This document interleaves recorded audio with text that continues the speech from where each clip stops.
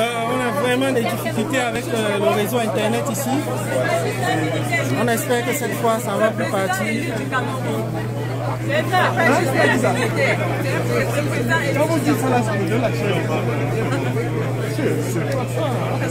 On va repartager.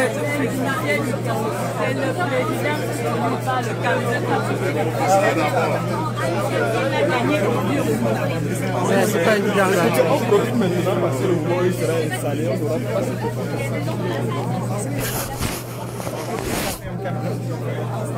on a fait le papa.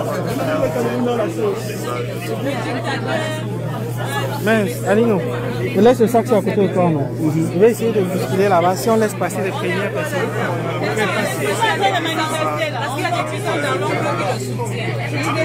Oui, voilà des combattantes qui expliquent ici ce qui se passe au pays. Un autre. Essaye de sortir chez toi, on va te au service de sécurité de l'UQAM, de l'Université du Québec à Montréal. Oui, on attend toujours, on espère qu'on aura des places assises à l'intérieur. Continuez de partager, on s'excuse tout à l'heure pour la coupure.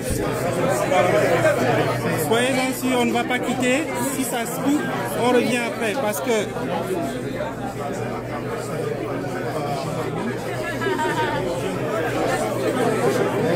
on va se débrouiller à entrer à l'intérieur.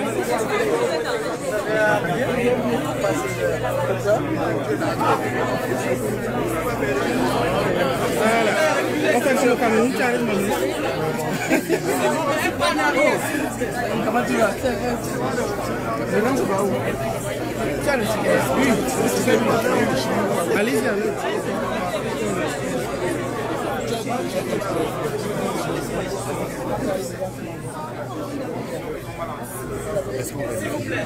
Oui, Matt, on essaie d'aller à l'intérieur, on essaie d'entrer, mais c'est pas facile.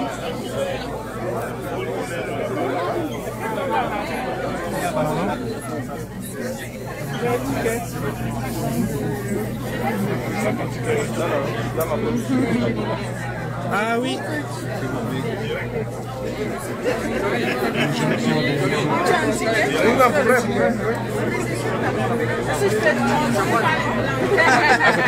Laissez les gens faire le ticket. C'est drôle.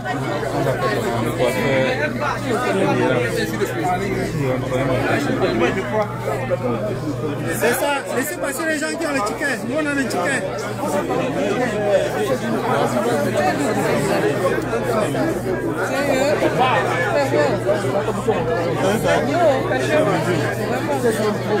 C'est vrai, j'ai bien vu comment Vas-y, avance, avance. Déjà la confirmation sur leur téléphone, on vous prierait de vous présenter à l'avant et donc on va faire une vérification avec les noms. On vous demande de avec les listes à l'extérieur. Alors si vous avez oublié l'événement de CDC, il y a un billet pour le soir encore.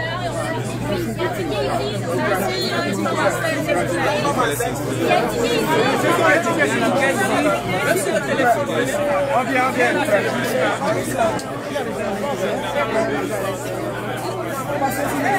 Moi, c'est que les gars, à l'aéroport, hier, on nous a dit qu'on pouvait rentrer ensemble. Moi, je savais que c'était ça.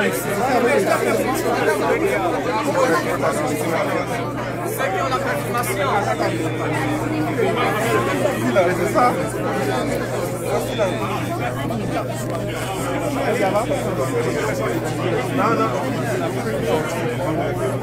Oui, nous sommes toujours dans l'attente.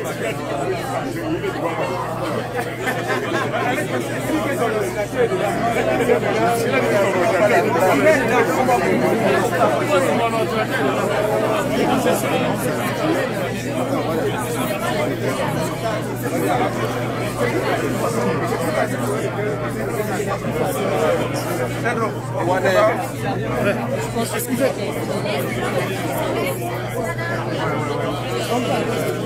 Vas-y, tu as le ticket. Oui, ici. Les étudiants. Vas-y, avec un ticket. Merci. Laissez-moi passer. Faites passer le journaliste, s'il vous plaît. Pardon. On recule, s'il vous plaît. On recule. Madame. Non, s'il vous plaît, madame. Oui, est-ce que vous avez votre confirmation d'inscription?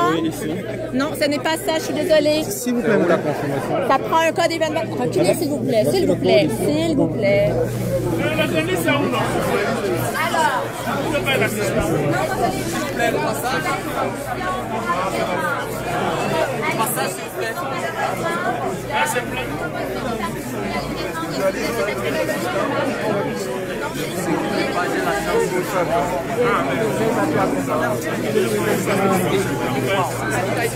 Tu as insisté un moment, c'est quand il va Non, je n'ai pas la confirmation. vous bloquez le passage. S'il vous plaît, ceux qui ont la confirmation.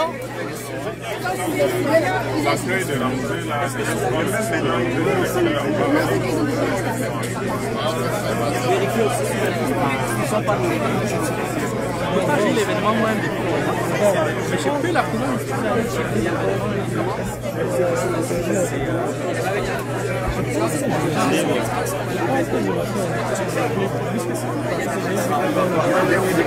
Désolé.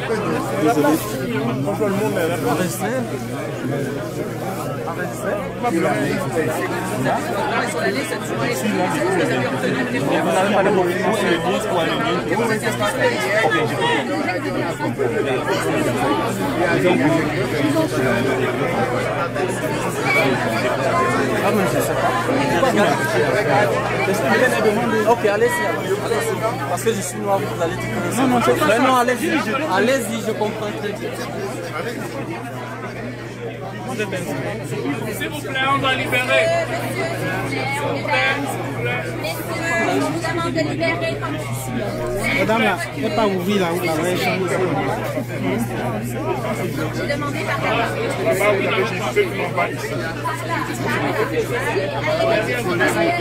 Derrière moi, s'il vous plaît, on est derrière moi. S'il vous plaît, prenons un côté, s'il vous plaît. S'il vous plaît, un côté. Allons-y de ce côté, s'il vous plaît.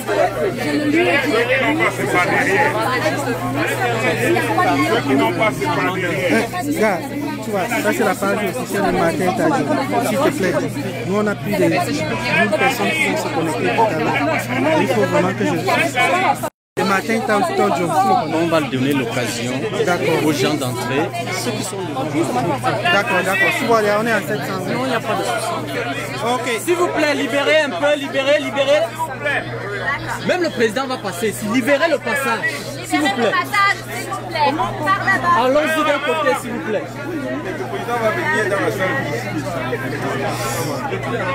Dès qu'on annonce qu'il est là, on va remplir. La confirmation. Bien sûr. Combattant. Le père. Confirmé. Accréditation. Non. Accréditation. Journaliste.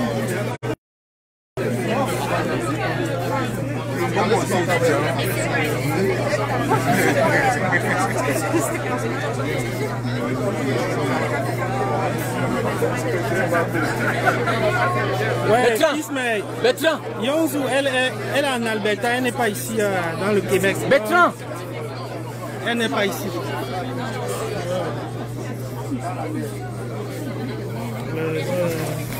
À l'intérieur, là, il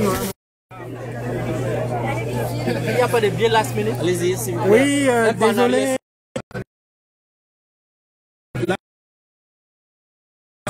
Apparemment, on n'a pas un bon réseau cellulaire. On est dans un sous-sol. Je rappelle aux gens qui ont des confirmations pour l'événement de la conférence scientifique de midi, dont le rallye de ce soir. Ceux qui ont la confirmation pour la conférence scientifique, vous devez venir vous présenter à l'avant. Comment ça va passer tous les gens qui... Facebook, suivre, tu me laisses entrer. Excusez-moi, pardon.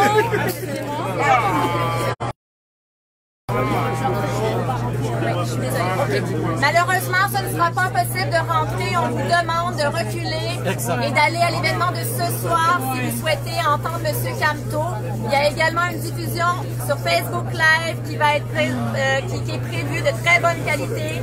Je suis vraiment désolée si vous vous êtes déplacé et que vous ne pouvez pas entrer, mais malheureusement... Est-ce que vous pouvez vous écarter pour qu'on puisse... Il y a le vrai à côté. Mais est-ce que c'est plein d'abord là-bas? Si quelqu'un veut pas entrer, nous laisse entrer au Facebook. Laissez-nous entrer là-bas. On va le voir. On va voir comme ça. Parce que là-bas, comme il laisse entrer, non? Vous êtes en train de patienter. Il y a des places de libre pour les gens non inscrits. Ouais, on est désolé là pour le réseau internet qui est perturbé. Nous allons donc dans la salle. C'est complet de ce côté. S'il vous plaît. Mesdames et messieurs, Il y a encore des inscrits ici. Il y a les inscrits. si vous n'êtes pas ici, nous allons... C'est quoi la pression là? Tout dit que vous ne mettez pas parce que le précaire. Ne me poussez pas. Les Camerounais. Attendez d'abord. On a Quelle ça la côte là-bas? On pas les pieds là. Doucement. Doucement les gars, doucement. Doucement les gars, doucement. Deux rangs. Mettons deux rangs. Vous voyez toujours les gens sont en train d'arriver. Deux rangs, les gars, deux rangs.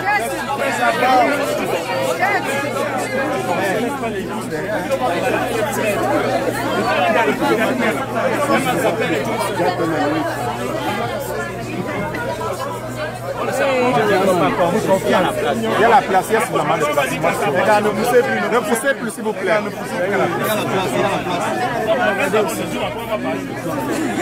Ils sont en train de faire progressivement. Il y a la place. Il y a la place.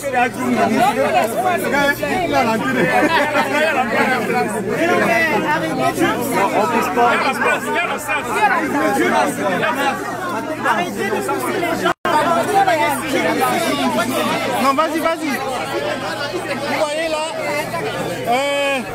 vu le nombre de personnes qui voulaient assister à la conférence, on était obligé d'affecter une deuxième salle. La deuxième salle, c'est celle-là. Et voici la première salle. Bon, nous allons chercher à entrer dans la première salle. Celle où le conférencier y sera. L'autre salle, ce sera une projection.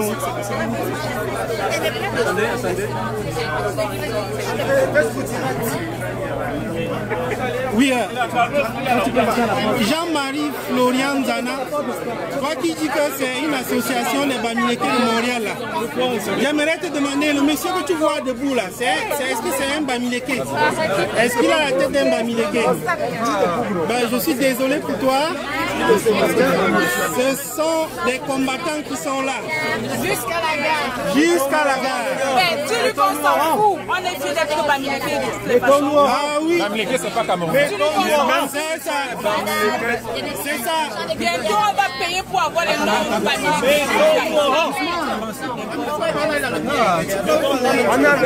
Il n'y a pas de problème. Laurent, s'il vous plaît. Bien sûr. C'est pas moi qui vous... Ouais, s'il vous plaît, ne bousculez pas, s'il vous plaît.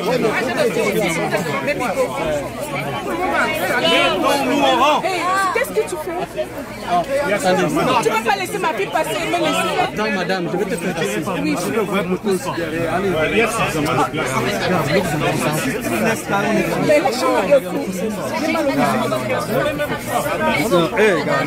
Depuis...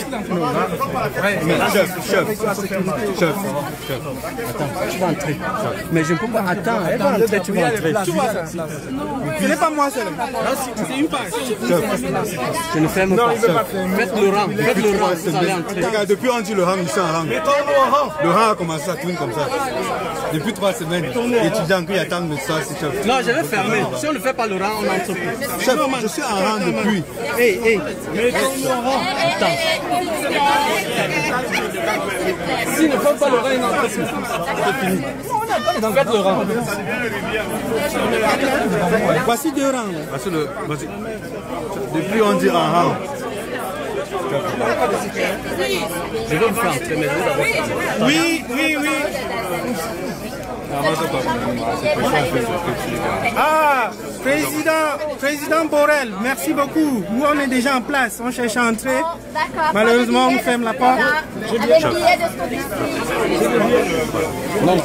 Man, s'il te plaît. Non, vous faites le rang, sinon vous n'entrez plus. Mais va le rang, non? Oui, reculez un peu en arrière. Le rang est ici, mon ami. Le président est déjà là, on va faire un peu. Faites le rang, faites le rang. Non, faites le rang. Il y a une salle vide à côté. Je sais, mais faites le rang. Non, faites le rang. Non, il y a les places. Les gars, il y a les places. Les gars, il y a les places. Faites le rang. Les gars, il y a les places. Faites le rang. Un rang. S'il vous plaît, le rang. Le rang ici. Ne voyez pas la porte. On ferme la porte. Voici quelqu'un veut le dire. Est-ce que tu peux fermer juste cette porte-là? On se met en rang, on est capable de le faire. J'ai mon ticket là. Voici le ticket. Non. J'ai le ticket. Prends. Just close the door. Ah, d'accord. Mais tu fermes la porte et puis on se met en rang. Allez-y. Regarde, ferme la porte.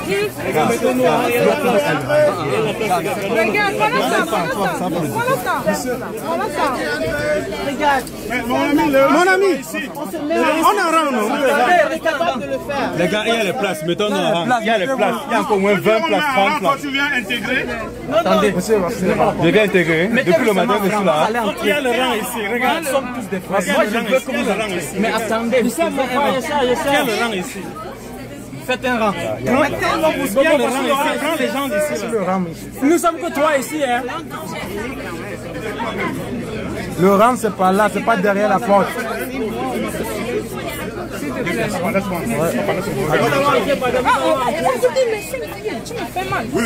Ne partez pas derrière la porte. Regarde, voici le pied. Ça, c'est pas le pied à la porte. Attends.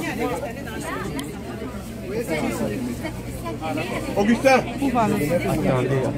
Attendez, ça se libère. Je vais ouvrir. Deux par deux. Viens. Deux par deux. Soyez pas derrière la porte. Viens. C'est bon. Le président est déjà là. Laisse, attends, moi, laisse faire, je sais. Ça n'a pas découragé les camarades. Une jeune fille de 12 ans, Joss. Pardon? Une jeune fille de 12 ans. Elle doit entrer. Oui, je vais la faire rentrer, on ne sépare pas les familles. Une jeune fille de 12 ans. Elle a confondu.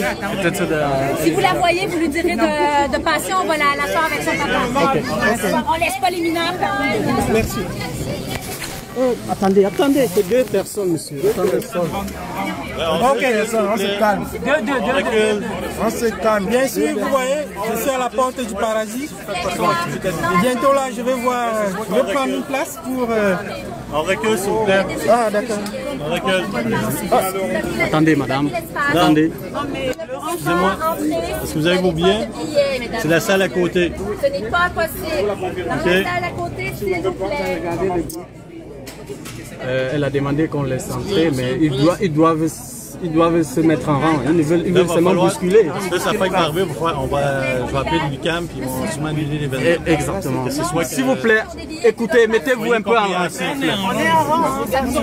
Ok, soyez tranquille, s'il vous plaît. C'est parce que là, vous êtes trop cassés, là. Il y a des tickets ici, s'il vous plaît. Il est où? On Ok. libère le passé. Libérez un peu, madame, libérez d'abord. Il y a ceux qui ont des tickets. Merci. Oui. C'est pas facile. Voilà, je suis... Non, là, ça doit être les ménages. Attendez. Attendez, d'accord. Ok. Attendez. Allez-y. Je suis désolée, c'est vraiment ceux qui ont réservé qui pourront aller dans la salle. Les autres, on vous demande de venir. Dès qu'il va entrer, vous allez entrer, madame. Je dégage. On me donne le signal aussi devant. On me donne aussi le signal. Ouais, c'est bon.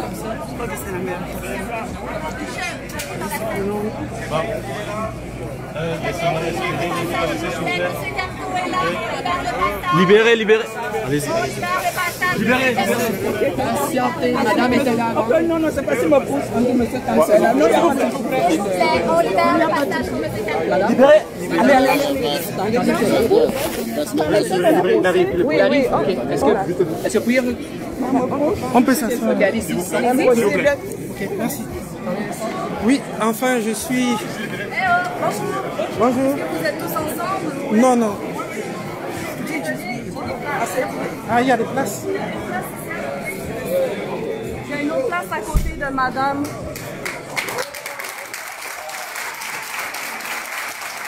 Pardon. Oui. C'est l'arrivée du professeur.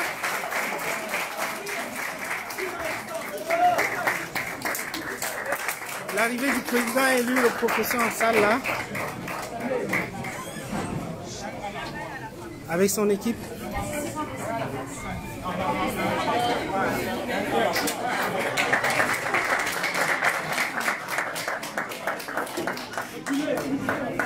Reculez, ferme la porte. Reculez.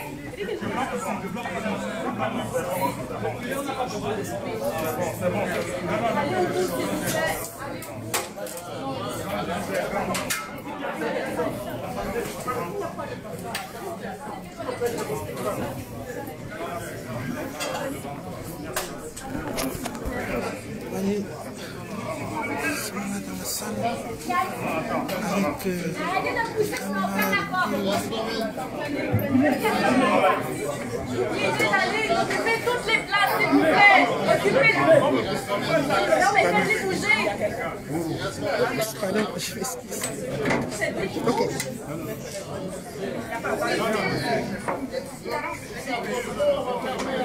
On va fermer la porte.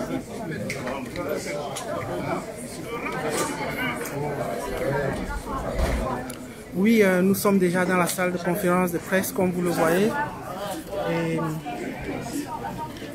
vous voyez bien le thème de la conférence, c'est le droit international et la décolonisation inachevée. Et c'est un privilège pour nous d'avoir à suivre cette conférence, l'exposé d'un professeur, du président élu. Bien, je dois dire qu'ici, nous sommes dans la salle 1. Il y a 2 salles qui sont prévues pour cet événement. Et bien sûr, vous voyez devant vous, le professeur est déjà installé. Et puis, on n'attend plus que le début de la conférence. Vous voyez le speaker, il est en place. Évidemment, je suis le combattant Jules Hervé.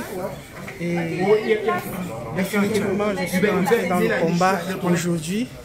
Et j'espère que nous allons aller ensemble jusqu'à la libération de notre pays. Vous voyez en arrière de moi toutes les télévisions qui sont là, les radios aussi. Et il y a aussi des Facebook Live sur d'autres pages. Évidemment, nous sommes dans une salle des étudiants, mais on a réservé 2 salles. L'apothéose de l'affaire, ce sera ce soir à partir de 18h heure de Montréal, où nous aurons un meeting au Palais des Congrès. Et là, ce sera populaire. Ici, cette conférence de presse, c'était sur invitation, donc tout le monde ne pouvait pas avoir accès à la salle. On a juste invité des élèves, quelques étudiants autant pour moi, et quelques personnes, des journalistes. Dans le programme que nous ont transmis les membres du MRC, c'était que le président élu devait avoir une rencontre ce matin avec des diplomates du Québec et du Canada. Mais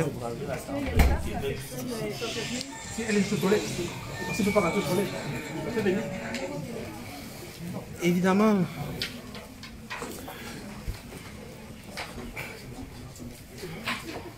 distingués invités, chers collègues, chers étudiantes, chers amis, je me présente François Roch, je suis le directeur du département des sciences juridiques à l'UQAM et vice-président de la Société québécoise de droit international.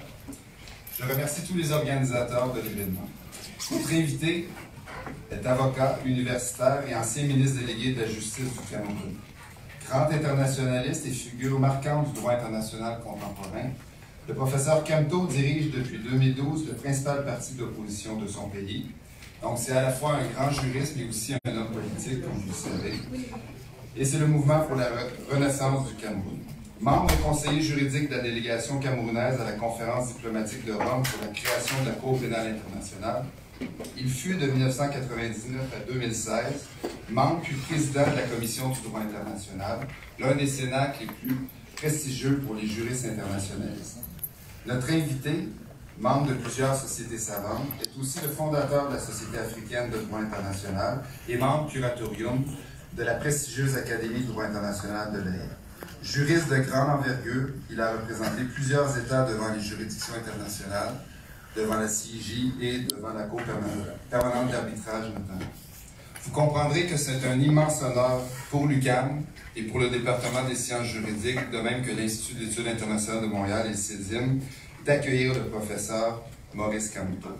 Je vous souhaite à tous et à toutes une agréable conférence. Vous aurez compris que malgré les quelques 50 degrés Celsius qui séparent Montréal et Yaoundé en ce moment, ben, je pense qu'il y a un rapprochement qui s'opère. Donc, merci beaucoup, professeur Kamto, de vous être déplacé à Montréal et d'avoir bravé la tempête, comme toutes les personnes qui sont là à distance. Donc, bonne conférence à tous. Merci. Merci.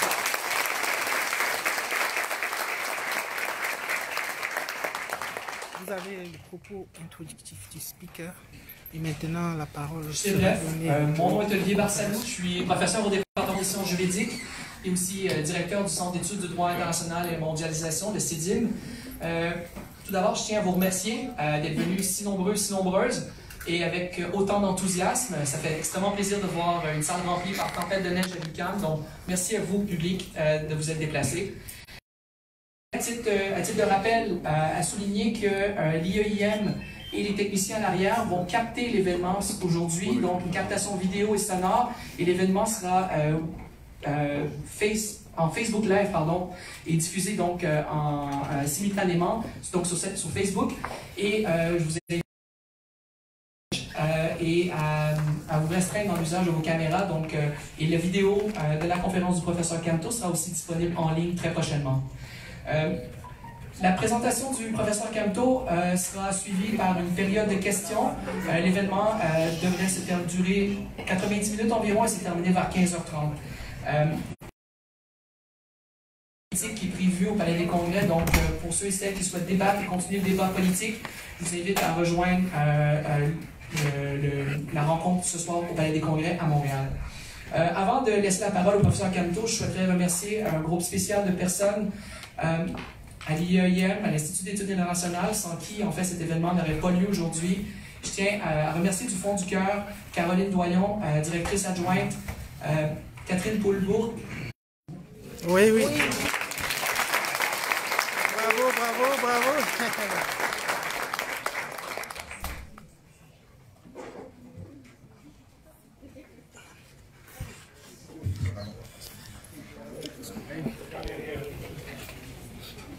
Monsieur le professeur, chers collègues de l'Université de Montréal, du Québec à Montréal, je ne sais pas comment vous exprimer ma gratitude pour les marques de sympathie et l'honneur que vous me faites de m'inviter à prendre la parole dans cette université fort prestigieuse et devant un auditoire aussi important. En général, des conférences de cette nature se tiennent devant un public beaucoup plus restreint, 40, 50, voire 100 personnes maximum. Là, on a tout un amphithéâtre entièrement plein. C'est donc pour moi l'occasion de remercier ceux nombreux qui se sont donné la peine, en dépit justement des intempéries, d'être là cet après-midi. Alain Guy Sipo Tchachou. Tachou. Il va me pardonner, j'ai toujours quelques difficultés avec son deuxième nom. M'a parlé de la possibilité de cette conférence et m'a demandé d'indiquer le thème d'une conférence.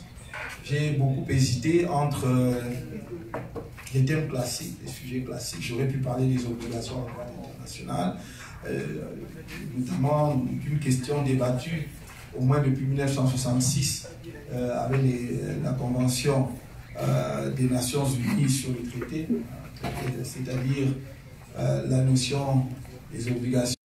Rien à dire sur le phénomène colonial et la décolonisation. Et en y regardant de près, je me suis dit, finalement, le sujet, la question est toujours devant nous. Elle a évolué, l'acuité n'est plus la même que dans les années 1960 à 70. Pour autant, les questions ne sont pas résolues. Les questions fondamentales demeurent. Et donc, j'ai proposé à mes collègues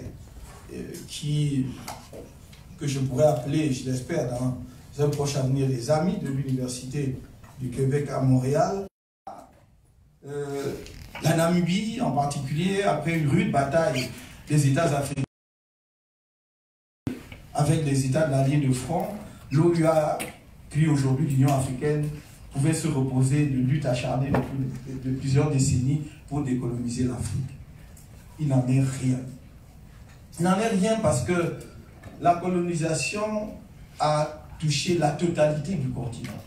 Et nous pouvons bien constater aujourd'hui que la totalité du continent n'est pas décolonisée. Et je vais dire, on ne peut pas, et j'y reviendrai dans un instant, mais on ne peut pas parler de colonisation, de décolonisation, de la colonisation de la colonie. Je ne vais pas décrire le processus politique et historique de la colonisation. Vous le connaissez. Mais la colonie, c'est quoi? C'est un territoire placé à un moment donné sous la souveraineté internationale d'un autre État.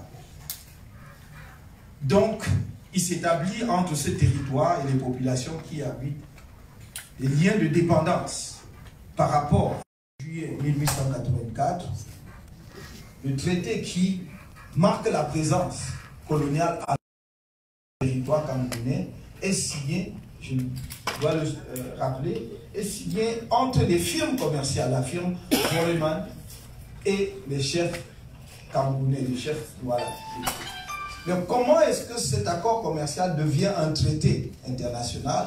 Parce que le représentant de l'empereur allemand, Nachtigal, qui est en Afrique du Nord, fait le voyage à Douala pour, par sa présence, transformer un acte, j'allais dire, de droit qu'il y avait entre les territoires et les chefs locaux et les États européens déjà développés, vont introduire une nuance dans le régime du protectorat en distinguant le protectorat du droit interne du protectorat du droit international. Et on va dire, le traité entre les chefs indigènes et l'Allemagne était un protectorat de droit interne. Autrement dit, le Cameroun était placé sous le régime du droit interne allemand. Ce n'était pas un traité international. Mais c'est une, excusez-moi, c'est une fumisterie.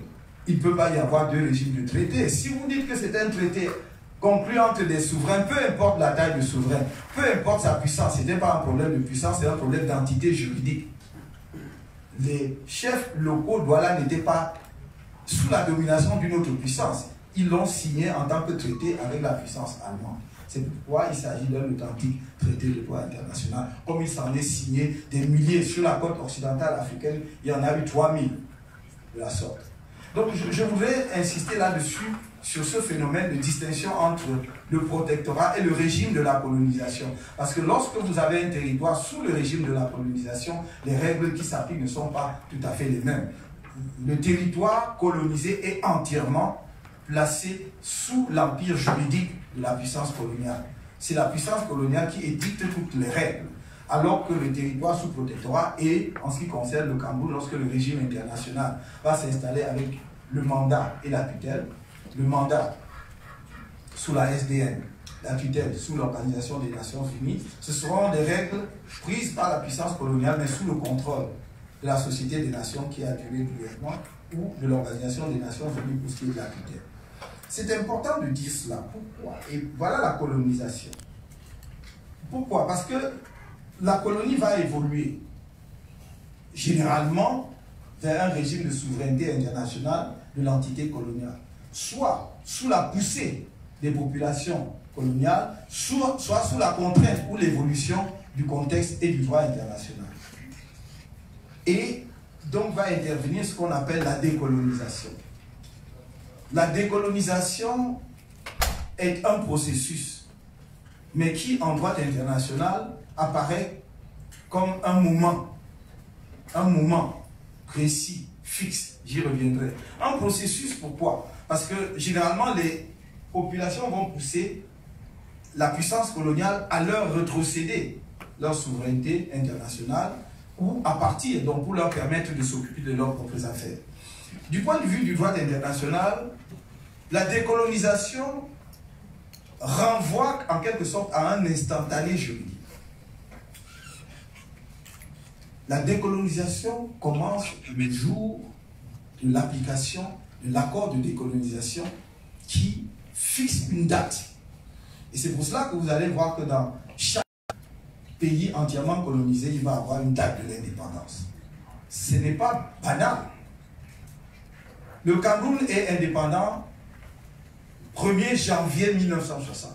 C'est à compter de cette date que le Cameroun devient un État souverain au sens du droit international. C'est l'instantané juridique basé sur ce que l'on appelle l'outil possidetis iuris. Égaux. Et tout le monde sait parfaitement que les États ne sont pas égaux. Mais en disant qu'ils sont égaux, ça nous simplifie la tâche, ça nous simplifie la vie. Et on dit qu'un petit État a les mêmes droits qu'un grand État. Mais bon, on sait parfaitement qu'ensuite, le grand État peut exercer sa puissance, sa pression ou d'autres formes de contraintes sur l'État moins puissant pour obtenir ce qu'il veut. Mais ça arrange le juriste de faire comme si tout le monde était égaux. Donc de la même façon, on va faire comme si à la date de l'indépendance, c'est ce jour-là que tout commence, comme par miracle. La personne qui hier était Premier ministre d'un territoire colonial devient le lendemain président d'un État indépendant. Allez, comme ça. Or, qu'est-ce qui se passe? Et c'est là que c'est intéressant. La même personne qui la veille n'était pas un chef d'un État, le lendemain devient un chef d'un État et peut donc signer des traités et accords pour le compte de cet État. Mais des traités et accords qui engagent cet État sur le plan international comme si c'était un souverain qui était là depuis longtemps. Vous voyez donc, dès le départ, j'allais dire, il y a un vice original. Parce que pourquoi pensez-vous que, puisque les traités, l'un des principes fondamentaux en matière de droit des traités, c'est l'égalité entre les parties, la souveraineté entre les parties, la réciprocité. Cela suppose que vous soyez à armes égales pour signer les traités. Mais comment voulez-vous que moi, colonisé d'hier, 24 heures avant, j'étais un colonisé, le lendemain, je suis devenu un indépendant et souverain, je signe un traité avec la même liberté, avec la même connaissance, avec la même souveraineté que l'État qui est là, la puissance qui m'a administré pendant 20 ans, 30 ans, 50 ans, voire un siècle. Voilà le problème de la décolonisation.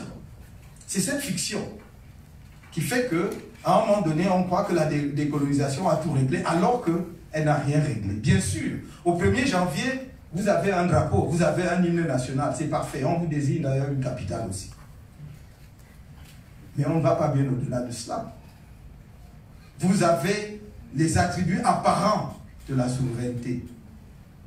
Mais il vous manque la substantification de la souveraineté. Et donc tout le problème du droit de la décolonisation par rapport au droit international vient de là. Et n'oubliez pas que le droit international et la pensée juridique internationale, notamment occidentale, qui est une pensée provinciale. C'est une région du monde qui projette sur le reste du monde sa propre vision du monde. C'est ça.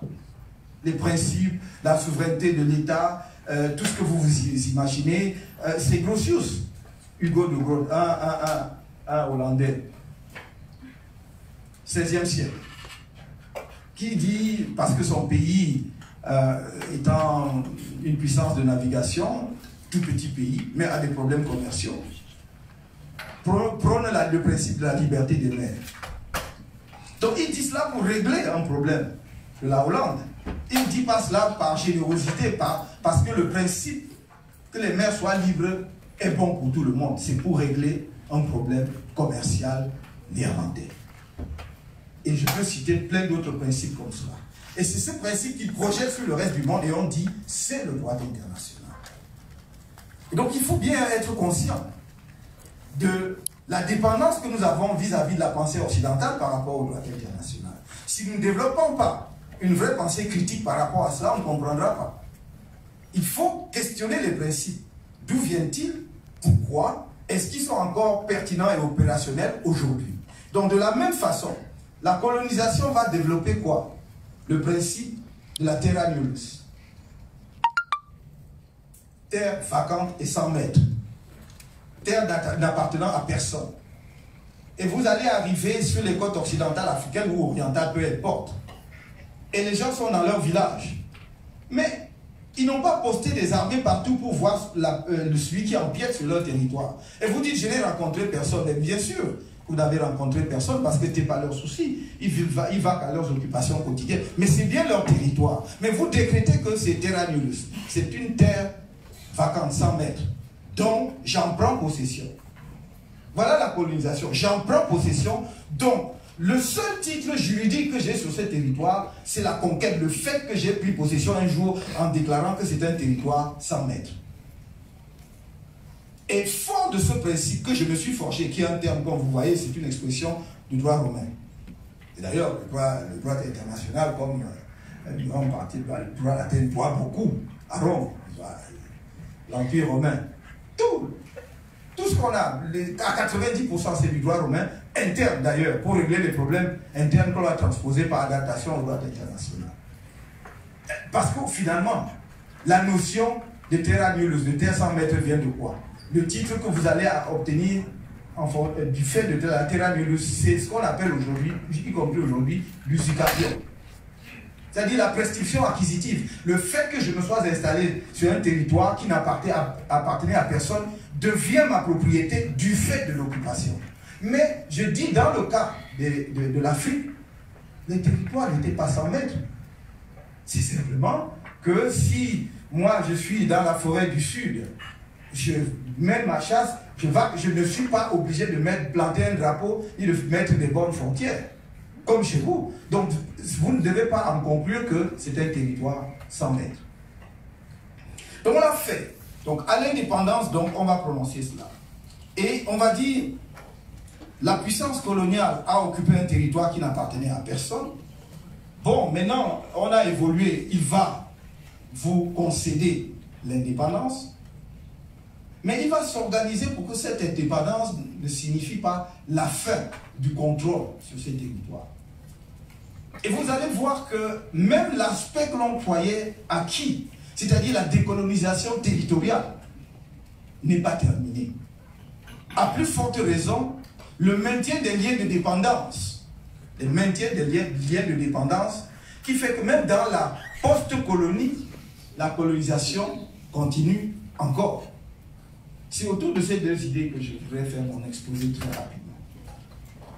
L'inachèvement de la décolonisation territoriale et le maintien des liens de dépendance juridique dans la période post-coloniale. L'inachèvement de la décolonisation territoriale. Je vais juste vous donner quelques exemples pour illustrer cela. Premier exemple, la décolonisation, comment pourrais-je qualifier cela? La décolonisation débarras. C'est-à-dire que la colonie devient un problème, on veut s'en débarrasser et on ne se soucie pas trop de comment effectivement on s'en débarrasse. L'exemple typique, c'est le Sahara occidental. Territoire anciennement sous la domination de l'Espagne. Lorsqu'en 1974, de 1973 à 1974, l'Espagne décide de partir, l'Espagne n'organise pas les conditions de la décolonisation du Sahara occidental. L'Espagne se retire. Il est vrai que l'Espagne avait ses propres problèmes internes, sévères à ce moment-là, car le processus démocratique était en train d'émerger en Espagne. Et ils étaient beaucoup plus préoccupés de voir comment mettre un terme à cette période de dictature féroce qui avait vu. Oui, je m'excuse un instant, je vais chercher la batterie là. Je vais dans la deuxième salle.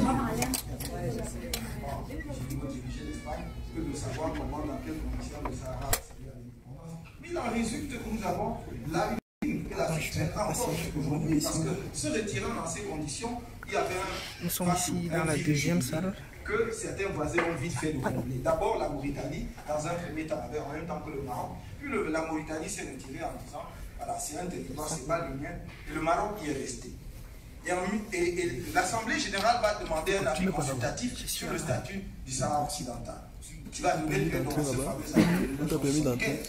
La Cour internationale de justice qui ne pas en brèche la notion de terrainus en disant non, le territoire du Sahara occidental n'était pas un territoire sans mètres. Parce que le Maroc soutenait cela en disant nos populations nomades allaient jusque dans le Sahara occidental et les populations du Sahara occidental avaient des liens d'allégeance au souverain marocain. Et donc, le Sahara occidental est territoire marocain. L'avis consultatif de la Cour, on a décidé autrement, en disant que ce n'était pas un territoire sans mètres. Il faut donc décoloniser le Sahara occidental, notamment par un référendum d'autodétermination. On en est là jusqu'aujourd'hui, puisque ce référendum n'a jamais été organisé comme vous le savez. Problème sur qui va prendre part au référendum, est-ce que ce sont le Maroc, les populations du Sahara occidental qui sont au sud de l'Algérie, à Tindouf, ne doivent pas y prendre part. Dans le même temps, depuis presque la présence marocaine est importante, dont les populations marocaines ont occupé le territoire du Sahara occidental. Si on a organisé le référendum aujourd'hui, l'identification des participants serait très difficile. Donc, on est un peu dans l'impasse. Un exemple, dans l'océan Indien, c'est Mayotte. L'île de Mayotte fait partie de l'archipel des Comores. En 1974, la France organise le référendum d'autodétermination. C'est un archipel composé de 4 îles. La Grande Comore, Moélie, Anjouan et Mayotte.